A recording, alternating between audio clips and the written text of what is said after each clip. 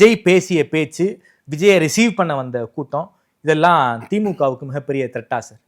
பெரிய திமுகவுக்கு சரிவுக்கு உள்ள தொடக்கத்தை காட்டுவது போல ஆகும். ஏன்னா திருச்சி என்பது தமிழ்நாட்டிலேயே மைய பகுதியாக, அதுவும் 9 தொகுதி சார். 9 தொகுதிகள்லயும் வந்து திமுக ஜெயிச்சிருக்காங்க சார். அதை திமுகவும் காரணம், திமுக வரலாறும் காரணம். குளித்தலையில முதல்ல நின்று வெற்றி பெற்ற கலைஞர் என்பதனுடைய தொடக்கத்திலிருந்து வருது. அது மட்டுமல்லாமல் என்ன KN நேரு முக்கிய காரணம், அவருடைய அணுகுமுறை காரணம். அவர் எல்லாவற்றையும் சரியாக எதிர்த்தரப்பில் உள்ளவர்களையும் கூட முக்கிய பிரமுகர்கள் கூட வளைத்து போட்டு இழுத்து போட்டு வேலை செய்து வெற்றியை மட்டுமே சாத்தியமாக்குவார். அந்த KN நேருவினுடைய வழிகாட்டலில், முன்னாள் போக்குவரத்து அமைச்சருடைய வழிகாட்டலில், போக்குவரத்து எப்படி நடக்க வேண்டும் என்பதற்கு போட்டு கொடுத்த வழிகாட்டலில் கூட வெற்றி அடையவில்லை என்பதும், விஜயினுடைய இந்த பயணம்தான் வெற்றி அடைந்தது என்பதையும் திருச்சியினுடைய மைய நகரத்தில் பதிவு செய்து விட்டார் என்பதாகத்தான் பார்க்க முடியும். திமுகவுக்கு மிகப்பெரிய சரிவுங்கிறீங்க, அதிமுகவுக்கு சார்?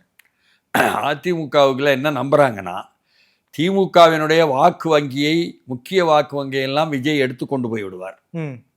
அப்பொழுது அதிமுக தன்னுடைய வாக்கு வங்கியை வைத்து மேலே வந்து விடலாம். திருச்சி நகரை, மாநகரை செல்வாக்கு செலுத்தும் அளவுக்கு எல்லா சமூகங்களையும் தலைமையேற்கும் அளவுக்கு இருக்கக்கூடிய சமூகத்தில் இருந்து நாங்கள் வந்து விஜயபாஸ்கரையும் குமாரையும் பொறுப்பாளர்களாக போட்டுட்டோம். அதனால நாங்கள் சிறப்பாக கொண்டு வந்துருவோம்னு அவங்க நினைக்கிறாங்க. புரியுதுங்களா சார்? திருச்சி கிழக்கில் விஜய் போட்டி போட போறாருன்னு ஒரு ஹேஷியங்கள்லாம் ரெக்க கட்டி பார்க்கிறத கேள்விப்பட்டிருப்பீங்கன்னு நினைக்கிறேன். அங்கே ஏற்கனவே ஒரு கிறிஸ்தவர் நல்லெண்ணெய் இயக்கத்துடைய தலைவர் இனிகோ இருதயராஜ் ஜெயிச்சிருக்காரு.